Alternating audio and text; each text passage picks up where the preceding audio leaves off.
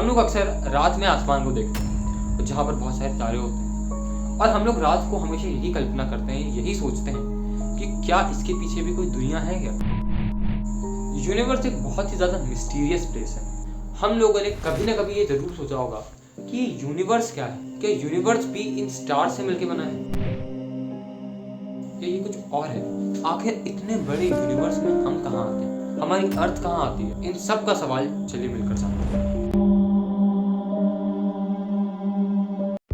अगर हमें जानना है यूनिवर्स क्या है तो इसके पहले आपको तारे के बारे में जानना जरूरी है, क्योंकि अगर आप तारे के बारे में नहीं जानोगे तो आप यूनिवर्स नहीं समझ सकते। इसलिए मैं आपको रिकमेंड करूंगा कि आप तारे के बारे में पहले जाकर पढ़ कर। तो हम लोग समझते हैं कि यूनिवर्स है क्या। देखिए, जिस तरीके से आपका व्हाइट बोर्ड बहुत सारे अक्षरों का एक स्थान होता है ना, ठीक उसी प्रकार से आपको यूनिवर्स देखने को मिलता है। अब ये यूनिवर्स क्या होता है इसके बारे में हम लोग समझते हैं।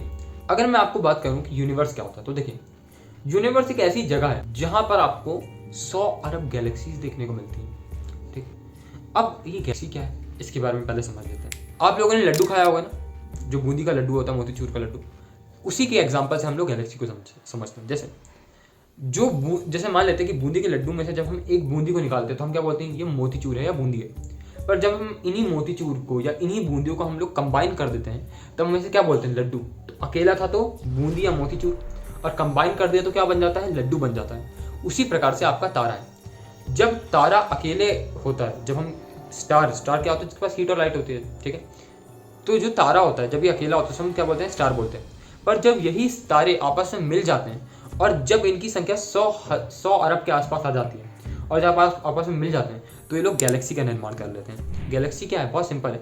जब 100 अरब तारे आपस में मिल जाते हैं तब हम उसे क्या बोलेंगे, गैलेक्सी ही बोलते हैं। अब यूनिवर्स के बारे में समझते हैं। देखिए, यूनिवर्स एक ऐसी जगह होती है जहाँ पर 100 अरब गैलेक्सीज होती है। जैसे मैंने बताया था कि एक गैलेक्सी के अंदर कितने तारे होते हैं, 100 अरब तारे। मतलब जब तारों को कंबाइन करते हैं तब जाके गैलेक्सी बनती है।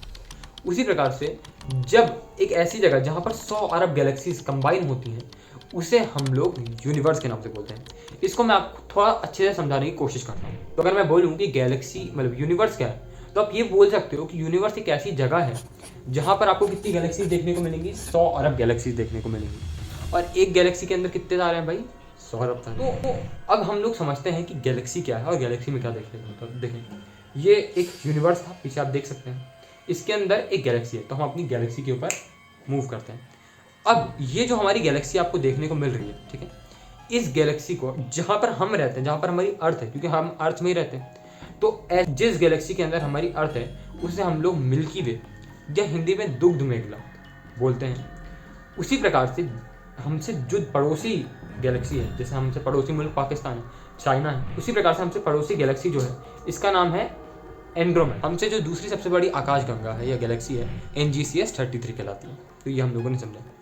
अब देखिए, जब हम 3 गैलेक्सीज को कंबाइन करते हैं, ठीक है, किन्हीं 3 गैलेक्सी को, चाहे मैं इस गैलेक्सी को कंबाइन करूँ, इन 3 गैलेक्सी को, या मैं किसी और 3 गैलेक्सी को कंबाइन करूँ, इन्हें हम लोग क्लस्टर के नाम से बोलते हैं। ठीक है, तो अगर मैं आपसे बोलूँ कि यूनिवर्स क्या है, तो यूनिवर्स एक जगह थी जहाँ पर 100 अरब गैलेक्सीज थी।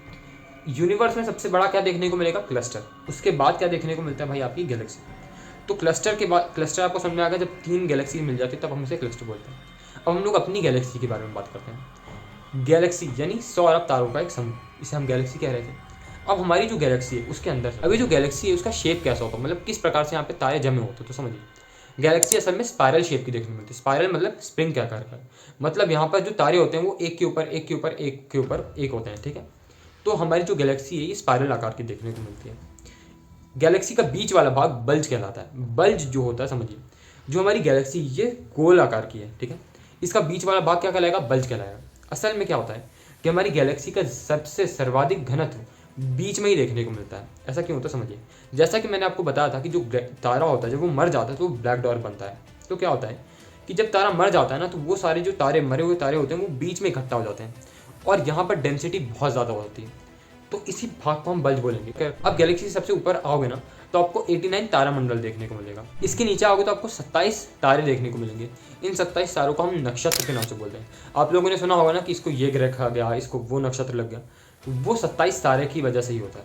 इसके नीचे आओगे तो आपको हमारा सोलर सिस्टम देखने को मिलेगा। अब सोलर सिस्टम के बारे में थोड़ा सा ओवरव्यू समझते हैं। देखिए, हमारी गैलेक्सी के यहाँ पर आपको सोलर सिस्टम देखने को मिलता है। सोलर सिस्टम क्या होता है, अगर मैं आपको बेसिक बताऊँ तो सोलर सिस्टम एक ग्रहों का एक समूह होता है जो कि सूर्य के चारों ओर चक्कर लगाते हैं। बीच में हमारा सन है और इसके आजू बाजू जो भी प्लैनेट्स हैं वो चक्कर लगाने का काम करते हैं।